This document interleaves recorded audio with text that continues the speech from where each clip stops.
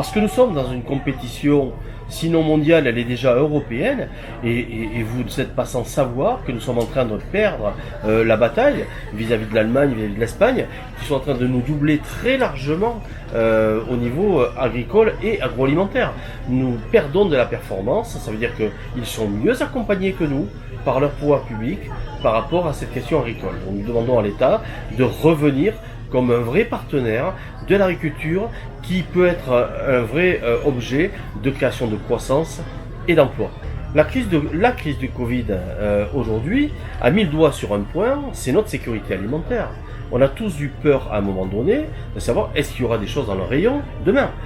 Donc ces questionnements-là, c'est pas des questionnements de temps de guerre, mais on s'en approche quand même. Je pense qu'il faut avoir aujourd'hui ce réflexe qui est de dire la France, qui est un des pays agricoles les plus merveilleux, dans le sens où on a un climat qui est extrêmement favorable, tempéré, qui permet de faire énormément de production, ça serait quand même malheureux que notre pays ne privilégiait pas l'autoconsommation. Mais quand je parle de se tirer des balles dans le pied, je peux juste vous donner l'exemple qu'en Espagne, c'est 16 ou 17% de l'eau qui tombe en Espagne et qui est stockée par des lacs, 1,7% en France. On est dans un rapport de 1 à 10.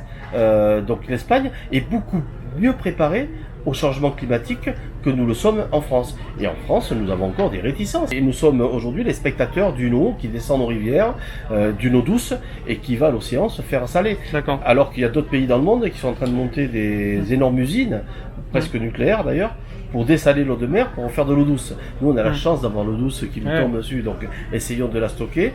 1,7% qui est stocké en France. Essayons d'en stocker juste le double. Ça est passé à 3%, alors l'Espagne est à 16 ou 17. Essayons juste de faire le double, et on sera bien loin derrière des autres. Et avec ça, croyez-moi, on fera des merveilles. On fera des choses extraordinaires, surtout dans des territoires comme les nôtres, où le déficit hydrique est légion.